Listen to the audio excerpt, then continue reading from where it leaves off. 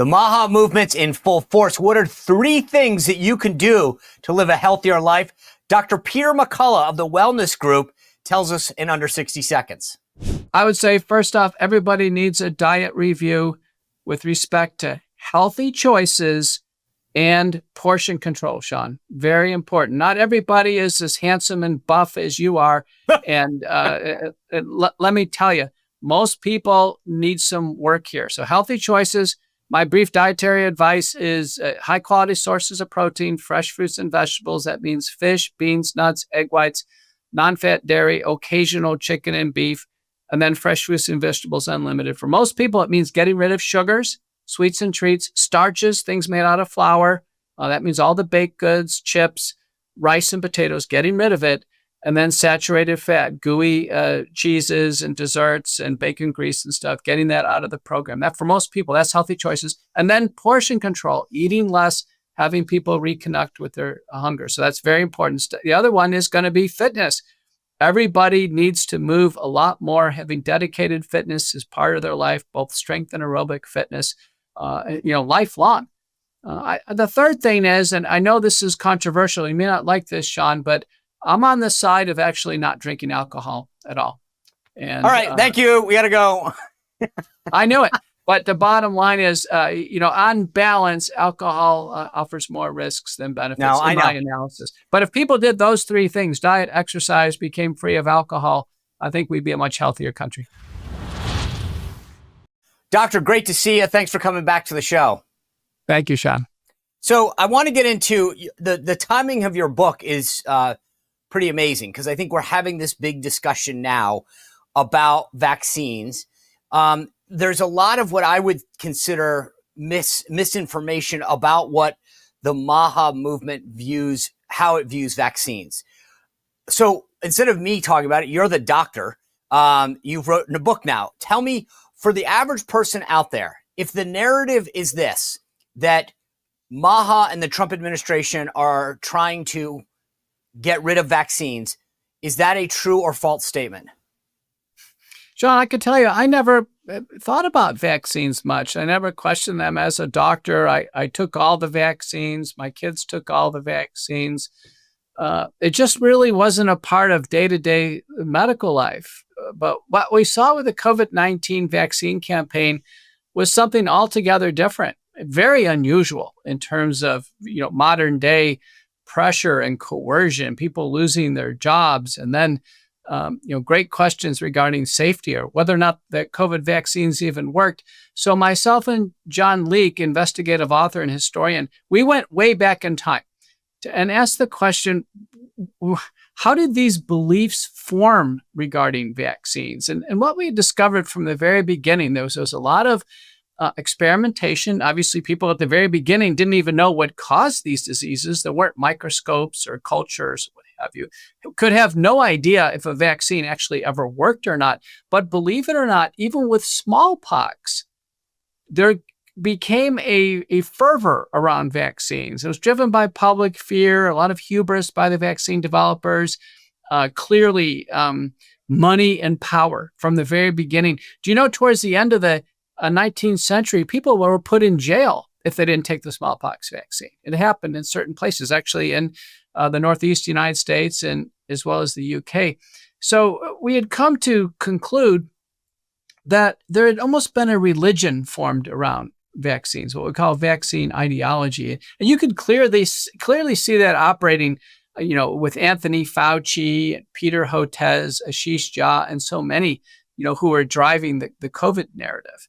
So the MAHA movement has, kind of generally raised concerns about many things, including vaccines. And like most situations, there's probably some degree of overreaction on some of these elements. But we thought a scholarly, historical approach, so you can really understand these characters, would help people understand. I think it's really doing the job. Okay, but let's just bring it down to brass tacks. A new mom has a child. She's bringing it to the pediatrician, and the pediatrician's handing her a schedule of shots that the baby should get. What should she do in that situation? Just say, if the doctor says so, this is what I'm getting, or some, or not all? I mean, what is now with the knowledge that you have now, writing this book and looking at it, if a mom called you up and said, Dr. McCullough, you're the guy I need to get some advice from, a second opinion. My pediatrician's handed me this piece of paper. It's got a list of vaccines that my newborn should get. What should I do? Recent paper by Vesuvita and colleagues in JAMA said only 40% of parents are going to follow that rigid schedule that the pediatrician hands out, the CDC rubber stamps. 60% are going to do something else. World Council for Health, a evidence-based, physician-led, consensus-driven organization, has put out a recommendation of safer to wait. So specifically, what would I say, or if I was a young parent, it really depends on if the child is healthy, Sean. If the child is perfectly healthy, multiple studies show the child is perfectly fine, skipping actually all the vaccines and until they're at least out of this critical phase of neurologic and immunologic development, and then taking them one by one according to risks or the scenarios. And so a healthy child, safer to wait, I think that's perfectly reasonable. Different story if a child has cystic fibrosis or congenital lung disease, probably the full battery of respiratory vaccines would make a difference. Same thing if the spleen has been taken out due to Hodgkin's disease or motor vehicle accident, certain vaccines that was called for the encapsulated organisms make a big difference. That's what I do in my practice now, Sean. It's not a one size fits all. It's much more based on risk stratification with an eye towards, the optimization. There needs to be enough benefit to outweigh any risk. All right. I don't want to put words in your mouth, but what I'm hearing you say is there's not a one size fits all answer, that person should consult with their doctor, discuss what makes sense in what time. But am I also hearing you say that because of the development of a newborn, maybe injecting them with a bunch of stuff right off the bat isn't the smartest thing? Well, let me give you an example. The first vaccine the child faces is a hepatitis B vaccine on the first day of life. And it's been critically reviewed. A healthy child born to healthy parents, there's no risk of hepatitis B that early. So by the time the adolescent needs a hepatitis B protection during their teenage years, let's say sexual intercourse or heaven forbid drug abuse, or if they become a paramedic or a doctor, what have you, by that time the protection is worn off. So the hepatitis B vaccine is just given at the wrong time. So as a doctor, I took it when I was a medical student, and that's the appropriate time to take the vaccine. So, we need to rethink this whole thing. But that's what I don't get. I mean, there's two things that I think are interesting, but let's just stick with this for a second. If it doesn't provide protection, I mean, if it's not needed in, let's say, ages 1 through 10, 1 through 12, why are we doing it? Why aren't we rethinking it? Many believe that the vaccine companies, once they received this 1986 liability protection, they felt the best chance to actually have their products used is just literally get on a schedule and give it to the kids as early as possible to kind of ensure it gets into these, after birth instructions and well baby visits, as opposed to later on, when an adolescent may not be so, retrievable for a clinic visit. It may just be as simple as that. But I can tell you the science says that the products are much safer if they're taken later in life. I took the hepatitis B when I was a medical student. Well, it's very safe when you take it as an adult. But as a small child, the last thing you want to do is provoke a seizure, for instance, in a baby who's just trying to get oriented to life. When I was a kid, I remember, two things. One, you go to the doctor, they tell you what to do, and you pretty much did it because they're the expert. But they also would oftentimes say to you, feel free to get a second opinion. And that sort of advice seems to have gone out the window. Now, if you request a second opinion, like during the COVID era, you were a science denier. You were labeled a conspiracy theorist for doing what you had previously been told was the right thing to do, get a second opinion. Is that mentality shifted at all, or why do you think it shifted in the first place to not getting a second opinion? Just like authoritarian thinking kind of crept into politics, it's crept into medicine over time.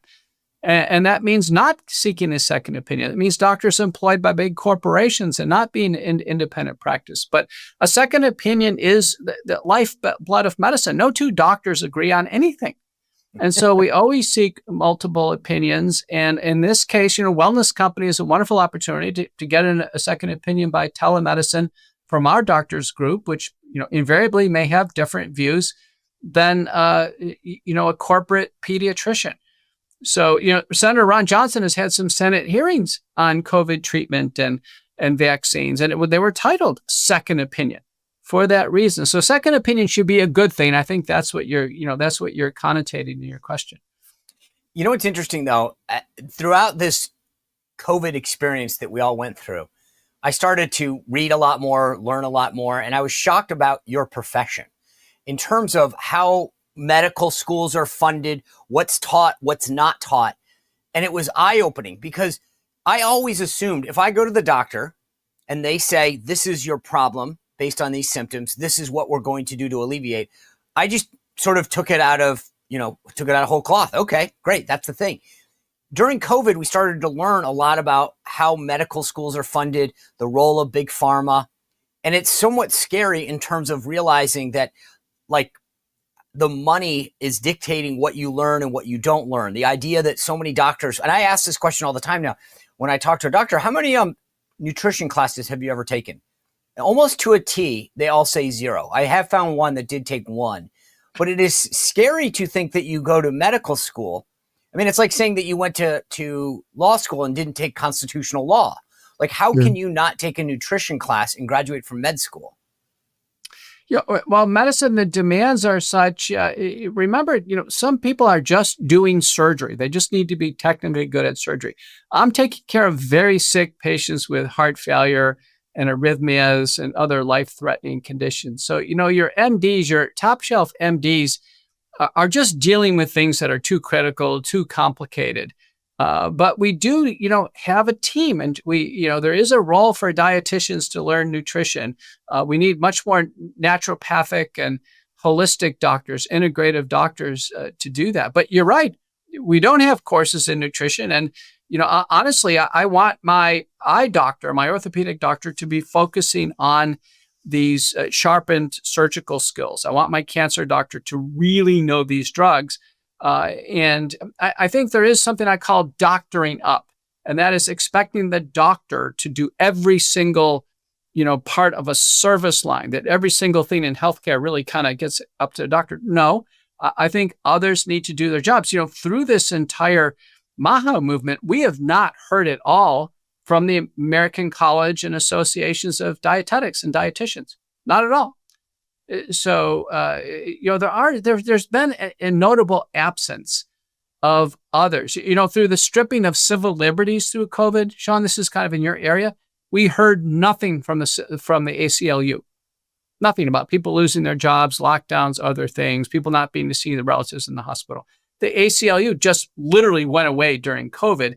Now we need to see. I think Robert F. Kennedy, would be well advised to reach out to these other aspects of the community. He doesn't need to rebuild it, but there are entire associations of dietetics and dietetics in different areas. There's an entire association. You should reach out to the American Heart Association about trans fats and heart disease. You should be reaching out and building bridges to these, established organizations. When you look at COVID, since you're talking a lot about vaccines, I got asked the other day by a reporter. They were doing a story about MAHA. And they said, since we got you on the phone, what do you think about vaccines? And I said, look, I've been in the military 26 years. I've been poked, prodded, stabbed. I think they just enjoy it to some degree. But I said, the thing about COVID that worried me was the lack of science. It was take our word for it. And we forced people to take something that wasn't backed by science. And I don't know that well, let me put it to you this way. Do you think we've learned our lesson from that? Because I feel like this came down like it was like that scene in Seinfeld where Kramer said, you will wear the ribbon. And it was like, you will get the COVID shot. And then we slowly started to realize that hey, this was experimental. It was never final. It was rushed. And and obviously now a lot of people are dealing with long COVID and fallout from the shots. Is the medical community, where is the medical community, or is it in post-COVID lessons learned? Medical community right now is absent. And I think a lot of it has to do with participation. This is very important.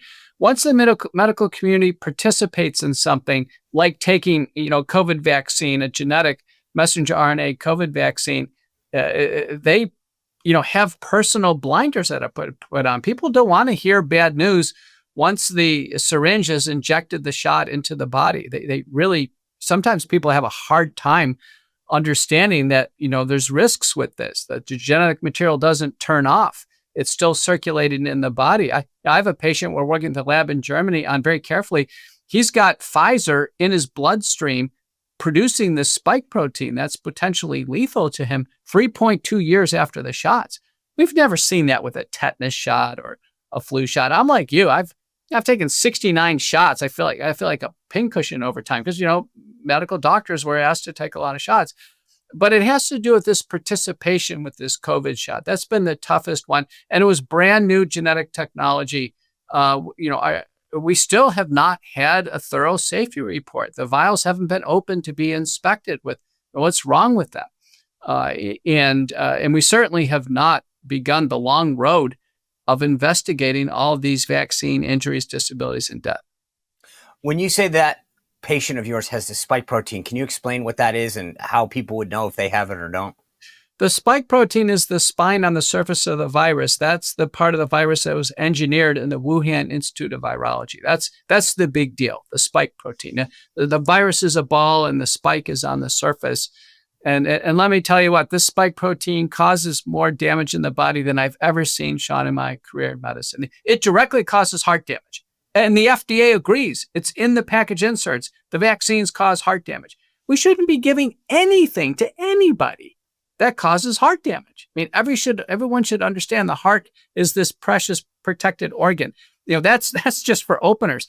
But the spike protein has been proven to cause stroke and hemorrhage and blood clots, proven to cause neurologic damage, autoimmune problems. And it doesn't seem to go away. And so in the United States, we're using a readily available test called the antibody against the spike protein. They give us a proxy of how much is in the body still stimulated antibody production. Antibodies should fall off quickly if the spike protein's removed. And then we have an availability to go to a German lab and actually directly measure it in the bloodstream. There's been direct measurements of the spike protein done by a U.S. company, IncellDX, by Yale University, by a German independent researcher, Brogna, and now this German lab, Immodia. So we have enough sources of information, Sean, to tell you these shots are long lasting, and that's the reason why people are having so many side effects years afterwards. So if I had the COVID shot, would I have a spike protein in me? It's possible. So now it's interesting. LabCorp, which is the assay we like to use, they've opened this up to public testing. You can just order your own test. If you go to LabCorp website, go to on-demand testing, click COVID antibody, you can actually just order it. It costs $69. Walk in and get your own test because a lot of doctors are refusing to order it for patients because they don't want to start, down this road of inquiry. And you can order your own test. Now, if you're less than 1,000 units per ml, every study shows you're in the clear. Most of the people who just had COVID have that. I've checked my relatives, thank goodness.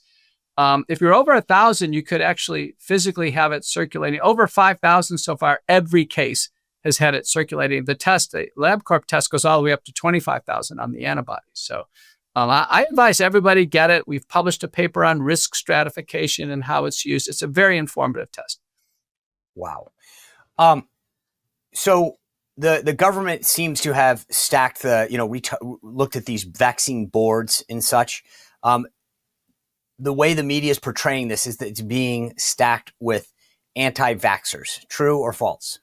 False. The new advisory committee for immunization practices. Remember, Kennedy fired the previous 17 members. He hired new members. They went ahead and improved the whole schedule again.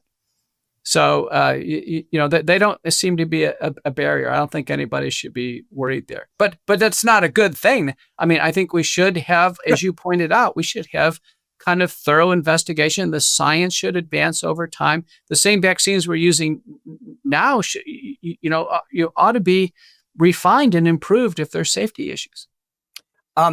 You mentioned a minute ago when we were talking about the schedule and babies getting shots on day one and such, that it made sense for basically Big Pharma to come in and say, hey, let's just make sure that if we can lock them in as a kid, then we don't have to sell them on getting it when they're 12 or 13. So how much of this is just bluntly about money? Just Big Pharma trying to make as much money as possible and locking in, certain things to a schedule versus doing, as you suggested, having a conversation with the doctor on a one-on-one basis?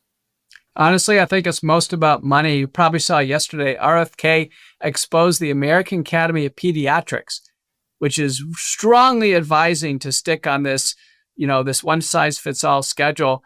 And on their webpage, they show, here are our partners. And they have a big logo for Merck and for Sanofi and Moderna.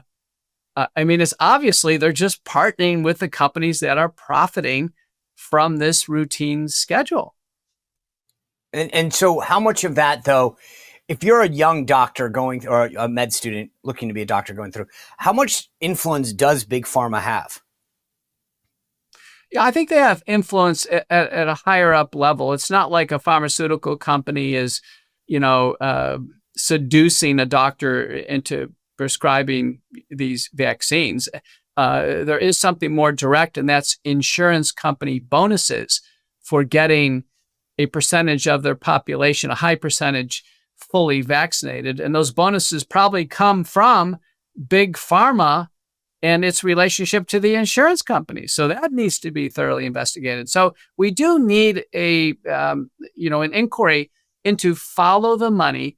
The doctors should be free. The doctors should receive no incentivization if someone takes a vaccine or not. The patient should receive no coercion or not. And these pediatric societies shouldn't be taking money from vaccine companies. And I'd say furthermore, Sean, the U.S. government needs to get out of the vaccine business. The U.S. government's been investing in vaccine development. Those are 20. RFK shut down 22 programs. There's many more. They're not government research. This is government money going to pharma. They don't need our money, our taxpayer dollars. And the government's buying vaccines. The government is procuring vaccines. There's no reason for that to happen. The companies need to, compete in the marketplace, have price competition, and they need to have products that can stand on their own merits.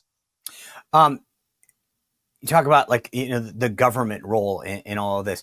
There's a lot of conflicts that I've read about where, to your point, this doctor is getting paid by, X pharma company. They sit on this board. They regulate this. How much of a problem, we've got pharma, in my opinion, and then we've got, we'll get to big food in a second, but big government. How much is that in terms of conflict, ethical issues, is affecting what we're told every day? I think it's big, certainly at the level of the government agencies. A recent paper out in JAMA, said about 10 or 20 years ago, about 40% of those on this advisory committee had direct conflicts, meaning that they were getting research grants or honorariums or other forms of resources directly from the companies making the products that they were adjudicating. Now the conflicts of interest are a little bit more cloaked, meaning while they may not take direct money from a company, they know if they get on the FDA panel or the ACIP panel or in the CDC, they know within a few years they can get a job with Big Pharma. And they've had 9 out of our 10 last FDA commissioners, like Scott Gottlieb. They serve as FDA commissioner. Then they take a sweetheart job. He took his with Pfizer. And so, then he's out there advising people to take Pfizer vaccines. So, and Stephen Hahn, just after him, took a job with Flagship Capital, which is the venture capital for Moderna. So these guys who take that's where the conflict of interest is. We have to look at a high level. Well, it seems to me, I like the one issue that really continues to baffle me in terms of these associations and everything is the transgender issue. The idea that medical associations are, when it comes to kids transitioning, having surgeries that would affect their lives, I would think that a lot of doctors would be very concerned, but I will talk to people and they say, Sean, again, it's the money. You hook a kid on these hormone drugs early on and guess how much money it makes for the pharmaceutical companies. So it seems to me pretty obvious that when a child tells you they want to do something, that they want to be, a cowboy or jump off a bridge or transition, the role of a parent is to step in and to say, you know what, you're not old enough to make adult decisions. I'm going to help you. But yet the medical community has gotten entirely behind the whole transgender movement. And I've got to think money is really pushing that as well. But it may not be external money, Sean. Remember, under Obamacare, there was, built-in guarantees that any gender transition would be fully paid for by Medicare, Medicaid, or by commercial insurance mandatorily. So hospitals immediately opened up these transgender clinics and surgery programs as service lines because they know that each child would be guaranteed revenue to the medical center. And, as you imply, this is grossly unsafe. So transgender medicine, which is largely done on autistic children who have gender ambiguity or gender dysphoria. So it sadly is worsening the burden of their psychiatric care. It's disfiguring, it's sterilizing, and it increases all-cause mortality. And mortality from all different forms, homicide, suicide. It's absolutely horrendous.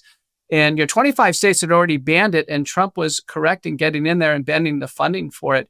But the medical centers did not stop themselves, and they did not police themselves because of this inducement of service line revenue.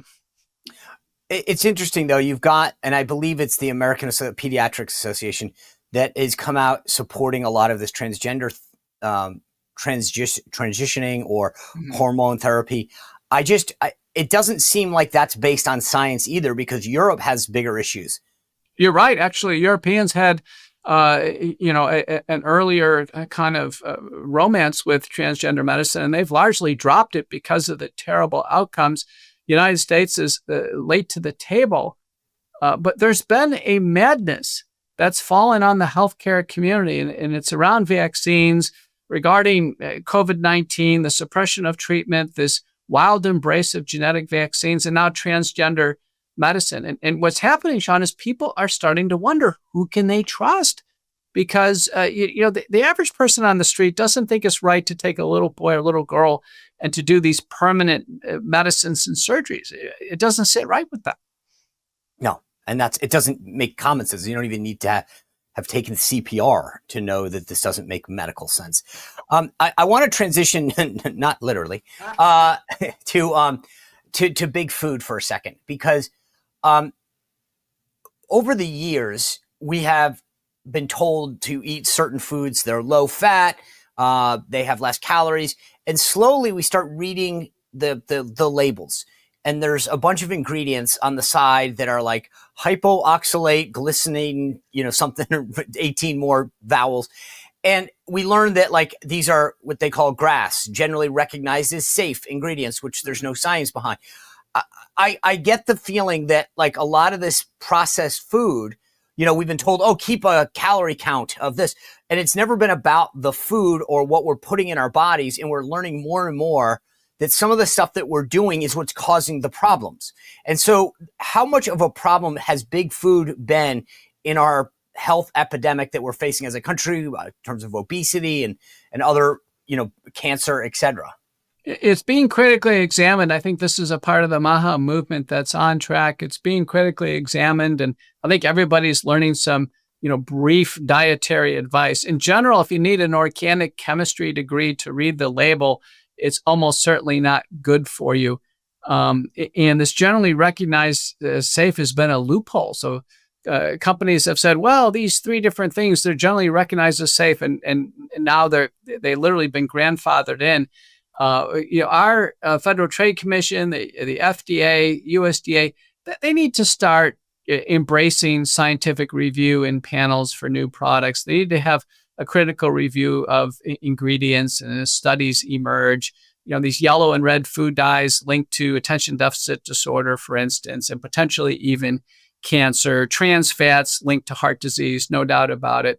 And, Robert F. Kennedy and HHS would find a lot of allies if they went into the medical establishment and started to engage with, these associations of dietetics and the other relevant specialties, because they're on the same side.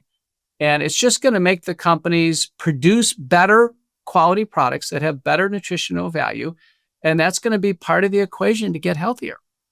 It's funny. I use this example all the time, but if you remember in November, the Biden FDA on the way out the door suddenly banned red dye. And I said to myself, this is interesting because there's no new study. There's no new science. There's no new data. We've all been hearing about it because Robert F. Kennedy and people like you and Dr. Drew and others have been sort of talking a lot about the MAHA movement, what's good for us, what's not. And then one day, poof, they just announced we're going to phase out red dye. And I thought to myself, that's interesting because you kind of mocked everyone for a while saying it was all safe. And now suddenly you're banning it. But there was no new data, no new study, no new nothing that was behind that decision other than, I think, just raw pressure. I agree with that. So there is something to this MAHA movement. And for instance, let's say red dyes. It turns out the FDA has been working on getting red dyes out of the food supply for years. And they put out a resolution, have open comments for a year. It's being slow walked because big food is lobbying our government regulators. That's what's going on. So this is a slow walking. We saw the same thing for yellow dyes, for trans fats, and the list goes on. And so really what we need inside these agencies is some good execution. The companies will respond. For instance, there are healthy forms of red dye. It doesn't have to be petroleum-based. They can come from beets and other sources. And the companies will respond, and everything will, in a sense, come in line. But this takes leadership from our government agencies. It cannot fall all on the shoulders of Kennedy. I think he needs to have very, very good operational leaders who, will remain uncorrupted from big food. Do you find it weird, though? You just said it. So many of these red dyes come from petroleum. That's oil. Like the idea that I mean, again, I took first aid as a Boy Scout. I took a CPR class. That's my medical training, doctor. And I know that doesn't sound good. Like the idea of putting oil and then through the whole MAHA movement, I feel like every day I learn something new. And someone's like, do you know what canola oil is? And I'm like, no. And they're like, Canada oil.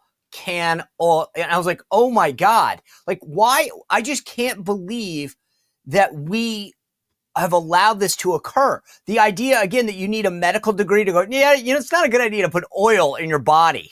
Well, you got it. There's a great opportunity, I think, for the dietitian experts in this country to step forward. Remember, healthy choices is one part of the equation. The other part is portion control. And, 25% of meals are consumed outside the home. And so there should be efforts that, every restaurant should put the calorie count on what you're going to order. And then the percent from the major macronutrients. I mean, these are some low-hanging fruit that could help us be educated consumers. I've never really worried about the dyes because I didn't have my kids eat Skittles or Starbursts. Really? A lot of this is going to boil down to, making some better choices. But what happens is the kids are particularly targeted in these areas. And once unhealthy eating patterns are establishing kids, these big food companies, they have customers for life. I agree. The thing about it is this goes back to what I was saying earlier about, my reliance on doctors. I go, okay, if the FDA approved it, or if the government's allowing Starbursts and Skittles to be put on the market, or, Fruit Loops, why wouldn't I eat it? Like it's safe. It's part of a healthy, balanced meal, according to, the American Heart Association. So, well, who am I to doubt the American Heart Association, right? It's got a little sticker on it and it says it's heart approved. So, I can have a Fruit Loop but if you look where we are now, we're just past the 200-day mark in this administration.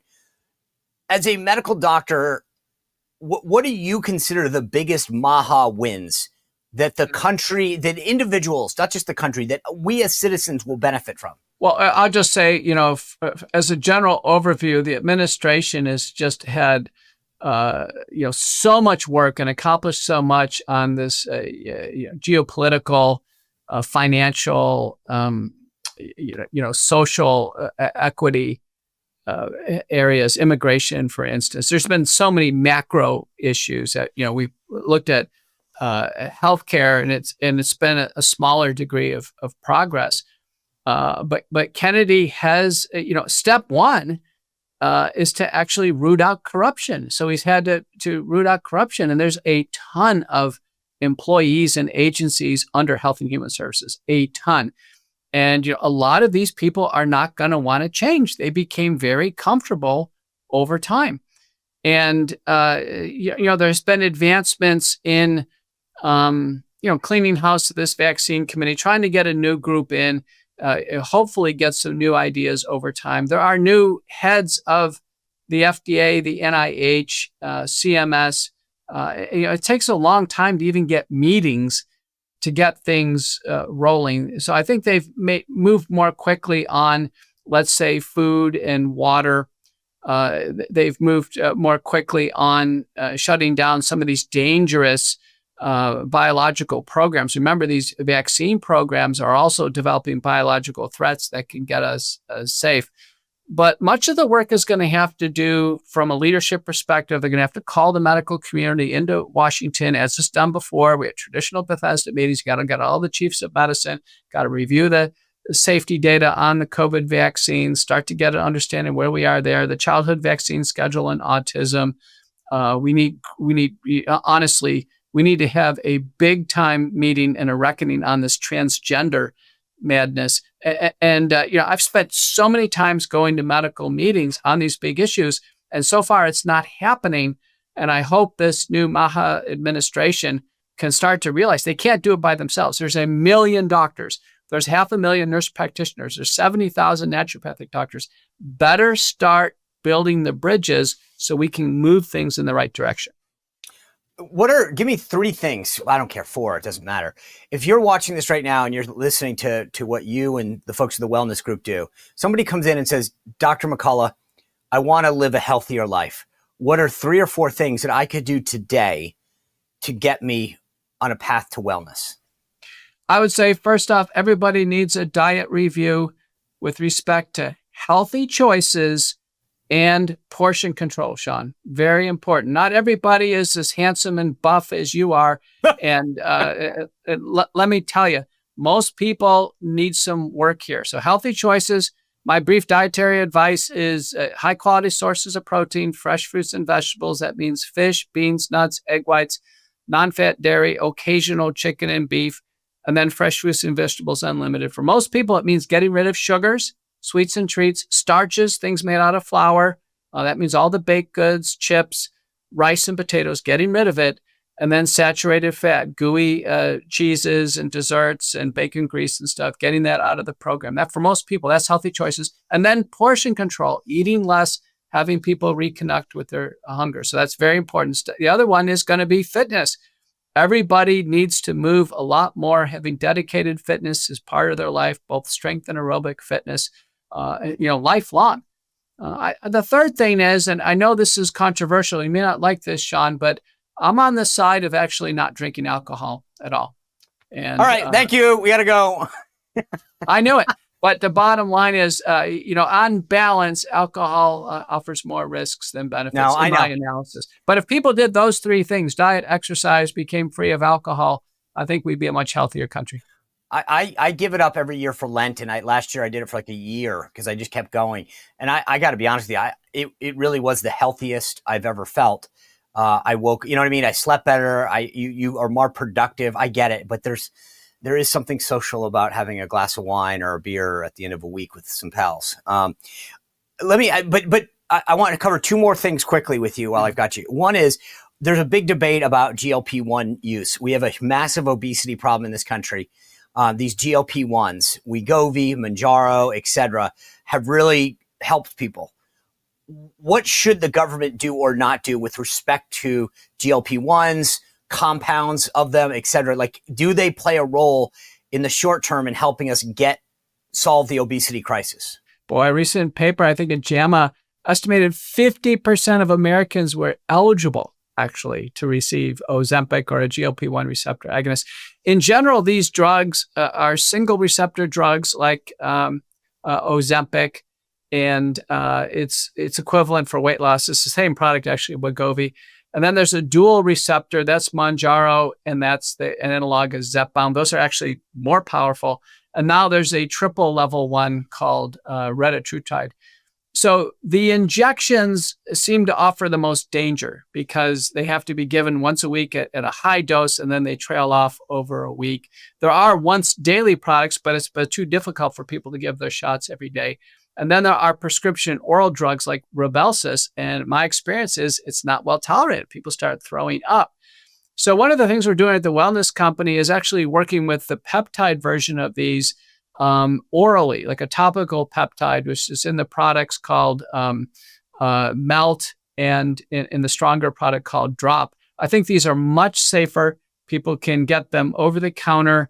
They can control their own dosing. We have not seen, safety hazards of pancreatitis or eye problems, and I think it's going to have to move to an over-the-counter, safer approach. We just can't have the whole country on injections. Now, I do use them in my practice for very obese patients with heart and kidney disease. We have supportive data. But, so many people want this to just touch up their weight a little bit before they go on a beach vacation or other things. They're grossly overused. Okay. I've seen the products that you guys advertised. And so, but those are not the commercials that I've seen. Those are not prescription drugs then?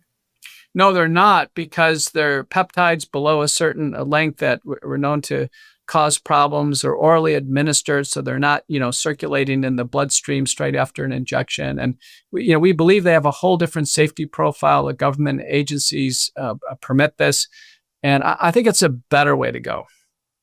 Really? And do they have the same results? In my experience, they do. Now, it's self-modulated. The strongest is retatrutide. That's called Drop, and I'm having great results in my practice. I think people feel a lot better because you're not committed. You could take a break from it pretty easily because it's given, by so many drops each day. We usually start at 10 drops. It can go up to about 40 drops a day just in a glass of water. So, wow. All right. The last thing I wanted to ask you is this. You've name checked a couple people, Bobby Kennedy, the CMS administrator, Dr. Oz. Who do you think, who are you most excited for? So that's not, I don't want you to slight anybody, but who do you think has the most potential to make a real impact? And I'll include Casey Means in this. I know she's not confirmed as Surgeon General yet, but you've got Jay Bhattacharya, you've got Marty McCary, you've got RFK, Dr. Oz, Casey, Callie's helping out. I get he's not a doctor, but I mean, who in the MAHA movement in government right now, if someone's watching this show right now, this is like, if we're watching a college football game, like who are our prospects? Who do we think the NFL is going to look at? Who is in that MAHA movement that you say, keep your eye on this person? They're going to do big things. Sean, I have a different view. I think we're 6 months into it. I think you've seen what you're going to see. I think what needs to happen is there needs to be external advisors that, have much more cachet in terms of their academic background and publication, their ability to communicate in the media, and probably a kind of super, almost like a Doge group but for HHS to really give Kennedy and those people you mentioned direction. I think that's going to be the big step forward. You saw how much excitement when Elon Musk was in there. We need something like that in healthcare. Okay. Dr. Peter McCullough, the chief scientific officer over there at the Wellness Company. And I told Dr. McCullough before we started, I'm not getting paid for any of this. I literally have my wellness kit right here next to me. I'm ready to go. So I've taken your advice and I've got my wellness kit. That's not an ad. That's just true. And the book is fantastic. Vaccines, Mythology, Ideology, and Reality. I appreciate your scholarness on this, the approach that you take. It's so balanced and so needed in this discussion with so many people questioning the government, big pharma, these agencies. So thank you for bringing such a sober voice. And I don't mean that after your other piece of advice, but to this discussion that's so needed. So thanks, doctor. I really appreciate your time. Thanks. I enjoyed it.